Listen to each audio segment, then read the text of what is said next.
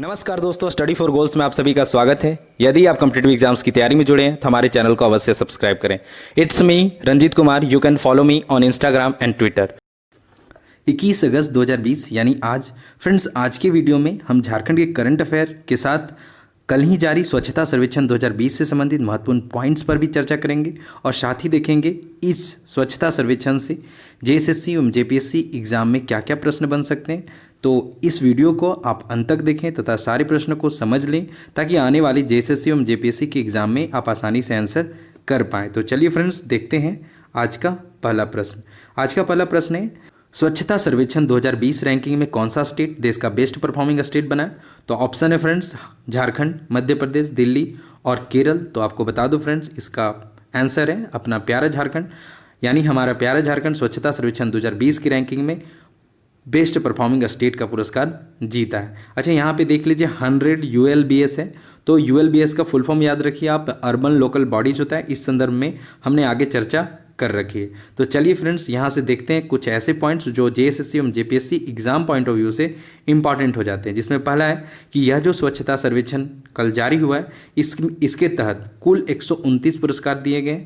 और आप सबको पता है कि पिछले 3 सालों से लगातार देश में स्वच्छ शहरों की सूची में इंदौर पहले स्थान पे आ रहा है और इस बार इनका चौथा बार है जब यह शहर देश का सबसे स्वच्छ शहर का पुरस्कार जीता है। दूसरे पायदान पे फ्रेंड्स सूरत और तीसरा स्थान पे है नवी मुंबई।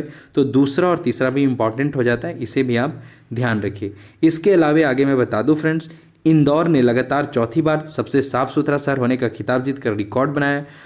अगला पॉइंट है, छत्तीसगढ़ को 100 ULB श्रेणी में सबसे साफ सुथरा राज्य घोषित किया गया।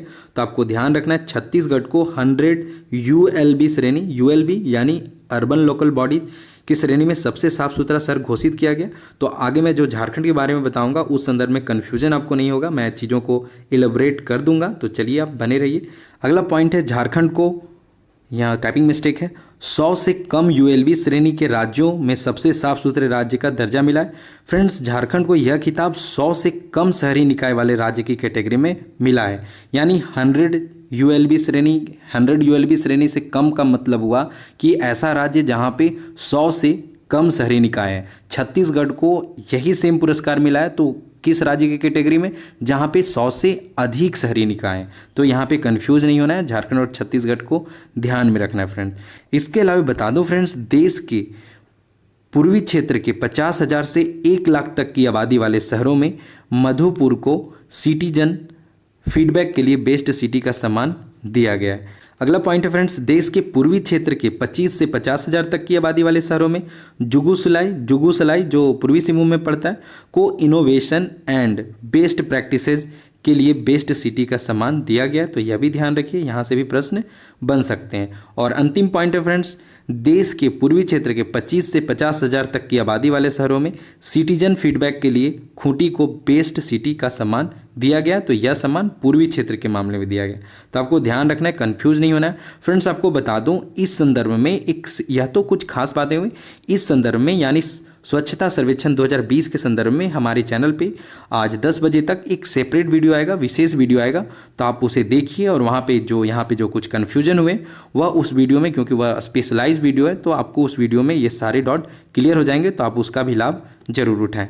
आज का दूसरा प्रश्न है फ्रेंड्स, हाल ही में खरसावां राजघराने के राजा का निधन हो गया, निम्न में से कौन है? ऑप्शन है प्रदीप चंद्र, PV रामानुजम, संजीव सिन्हा, उपरोक्त तीनों। तो बता दो फ्रेंड्स, इसका सही आंसर क्या है?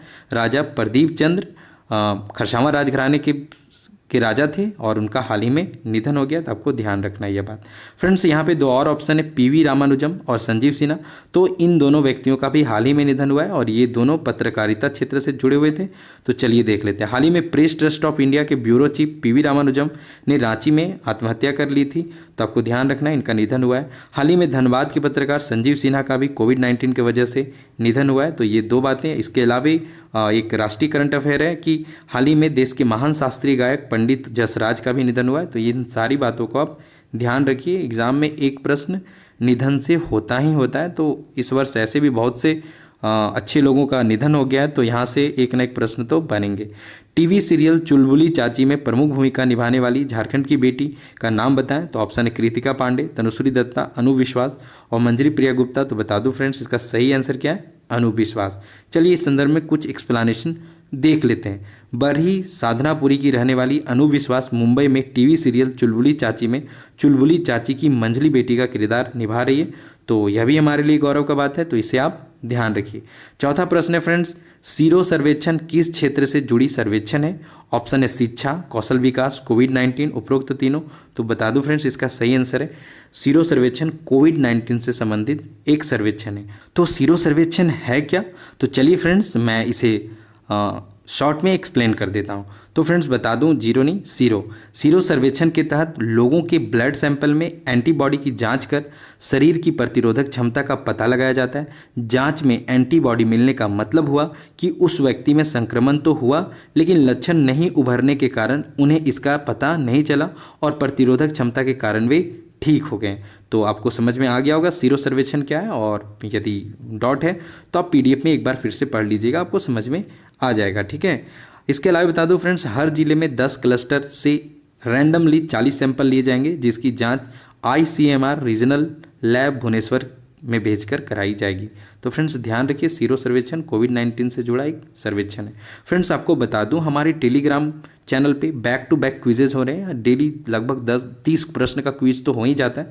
तो आप हमारे टेलीग्राम चैनल से जुड़ के डेली क्विज का लाभ उठाइए, क्योंकि वहाँ पे एक बहुत बड़ा सेक्शन आपका प्रैक्टिस हो जाता है। इसके अलावा आपको बता दूं friends, study for goals team ने आपके लिए ऑफिशियल व्हाट्सअप नंबर जारी किया है, जो है 8986772733।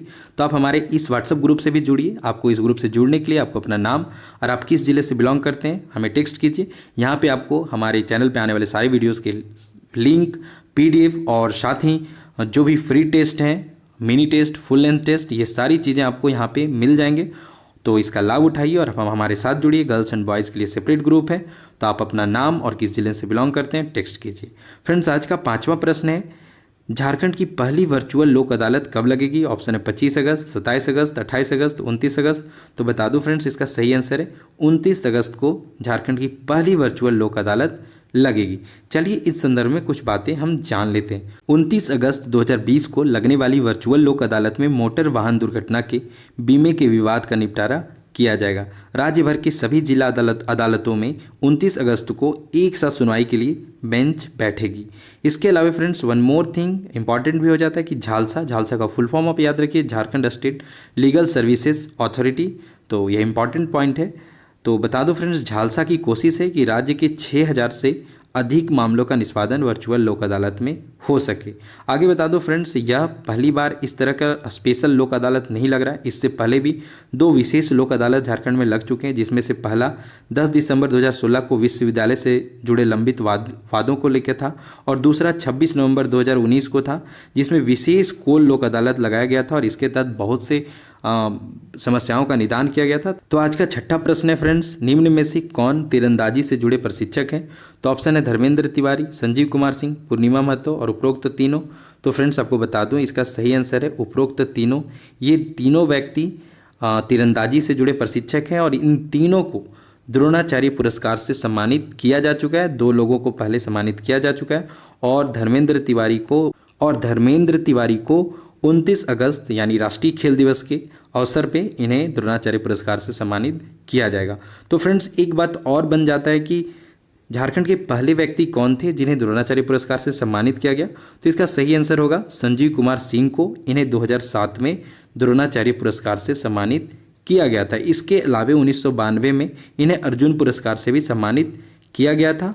और दूसरे जो द्रोणाचार्य पुरस्कार पाने वाले व्यक्ति हैं वह हैं पूर्णिमा महतो। पूर्णिमा महतो को भी 2013 में द्रोणाचार्य पुरस्कार से सम्मानित किया जा चुका है। और इसके अलावा जो तीसरे व्यक्ति हैं वह हैं धर्मेंद्र तिवारी। इन्हें 2020 में द्रोणाचार्य पुरस्कार से सम्मानित किया जाएगा। तो इतनी बातें आपको यहाँ से ध्यान रखने, ये इंपॉर्टेंट पॉइंट्स है। फ्रेंड्स द्रोणाचार्य अवार्ड से संबंधित मैं एक सेपरेट वीडियो बना रखा हूँ, तो यदि आपने उस वीडियो को अभी तक नहीं देखे तो आप उसे देखिए। वहाँ पे वस्तुनिष्ठ प्रश्नों का भी डिस्कशन मैं कर रखा हूँ। तो चलिए फ्रेंड्स, अब हम देखेंगे आंसर ऑफ द डे। हर दिन की तरह हमने पिछले वीडियो में भी आपसे एक प्रश्न पूछ रखा था और प्रश्न था फ्रेंड्स कि हाल ही में किसके द्वारा इंडियन प्रीमियर लीग का प्रयोजन अधिकार हासिल किया गया? तो ऑप्शन था पतंजलि, अनअकैडमी, रिलायंस जियो और ड्रीम 11। तो आप में से ज़्यादातर लोगों ने इसका सही आंसर दिया है और इसका सही आंसर क्या है फ्रेंड्स? तो ड्रीम 11। आप आप लोगों में से जो बेस्ट एक्सप्लेनेशन देने वाले हैं उनमें से प्रमुख हैं अलका गुप्ता, कपिल देव कुमार, अमीषा कुमारी, प्रिया कुमारी, एमडी मसरूल आलम। ये वे लोग हैं जिन्होंने काफ़ी डिटेल में एक्सप्लेनेशन लिखा है। आप एक्सप्लेनेशन लिखा कीजिए, ट्रस्ट मी आपको इसका लाभ मिलेगा, क्योंकि जो चीज़ें फ्रेंड्स आप लिख देते हैं वह चीज़ें आपके दिमाग में ज़्यादा अच्छे से छप जाता है। फ्रेंड्स हर दिन की तरह आज भी आपके लिए क्वेश्चन ऑफ द डे है, इसका भी आंसर आप कमेंट बॉक्स में लिखिए। प्रश्न है फ्रेंड्स, कौन सा शहर झारखंड की सांस्कृतिक राजधानी के रूप में जाना जाता है? और यह प्रश्न JSSC कक्षपाल 2016 में पूछा जा चुका है। तो ऑप्शन है फ्रेंड जमशेदपुर, दुमका, देवघर और कोडरमा। तो आपको इसका सही आंसर कमेंट बॉक्स में लिखना है, और यह तो इजी प्रश्न है। इसके अलावे ऑप्शन में जो जमशेदपुर, दुमका, देवघर और कोडरमा दिख रहे हैं वे किसी न किसी तरह झारखंड की राजधानी या तो देश की राजधानी है। तो आपको इन चारों डिस्ट्रिक्ट के बारे में लिखना है कि जमशेदपुर को कौन सा राजधानी कहा जाता है, दुमका कौन सा राजधानी है झारखंड का, या फिर कोडरमा को देश की कौन सी राजधानी कही जाती है। तो इन सारी बातों को आप कमेंट बॉक्स में लिखिए, आपका रिवीजन हो जाएगा। फ्रेंड्स ये हमारे कुछ मीडिया हैंडलिंग्स है। आप हमारे टेलीग्राम चैनल से जुड़िए, और हमने डिस्कस कर रखा है कि आप हमारे व्हाट्सएप ग्रुप से जुड़िए। आपको अपना नाम और आप किस ज़िले से बिलोंग करते हैं टेक्स्ट कीजिए, यहाँ पे भी आपको बहुत सी इन्फॉर्मेशन मिलेंगे। साथ ही आप हमारे फेसबुक पेज को लाइक कर सकते हैं, क्योंकि वहाँ पे भी हमारे चैनल पे आने वाली ज़्यादातर वीडियोज़ के अपडेट कर दिए जाते हैं। तो आप हर जगह हमसे जुड़िए, और हमारा अल्टीमेट गोल है फ्रेंड्स आपकी नॉलेज को इनहेंस करना। And one more thing friends, यदि आपको हमारा वीडियो अच्छा लगता है तो आप हमारे चैनल को सब्सक्राइब कीजिए, और यदि आपने सब्सक्राइब कर रखा है तो अपने ज़्यादा से ज़्यादा मित्रों के साथ इसे शेयर करना ना भूलें। फ्रेंड्स आपको बता दूं, JPSC ने हाल ही में अपना कैलेंडर अपडेट किया है। तो जब देखिए JSSC या JPSC जो भी है अंदरूनी काम चल रहा है, तो जैसे ही कोविड-19 हटता है फ्रेंड्स वैकेंसीज आएंगी, या जो भी एग्ज़ाम लटके हुए हैं वो सारे एग्ज़ाम भी होंगे। तो आप तैयारी में लगे रहें, आलतू फालतू के वीडियोस में बिजी ना रहें। सिर्फ आपका फोकस होना चाहिए तैयारी में, कर्म करते जाइए। क्या फ़ैसला आ रहा है नहीं आ रहा है उन सब चीज़ों में ज़्यादा उलझिए मत, पढ़ाई कीजिए, ठीक है। क्योंकि आपके उलझने से ना फैसले बदलने वाले नहीं हैं। तो बेहतर है कि वो समय पढ़ाई में लगाएं। एग्ज़ाम जब होगा तब आप तैयार रहिए अपने साइड से, एग्ज़ाम जब होगा आप निकाल लीजिएगा, ठीक है। तो फ्रेंड्स लगे रहिए एग्जाम की तैयारी में। स्टडी फॉर गोल्स टीम हमेशा आपके साथ है। आपको कोई भी डाउट है आप हमें टेक्स्ट कर सकते हैं। आप हमारे फेसबुक पेज पे टेक्स्ट कीजिए या फिर इंस्टाग्राम पे टेक्स्ट कीजिए। आप देर ही सही पर आपको आंसर किया जाएगा। तो friends all the best for your upcoming exam. जय हिंद एंड जय भारत।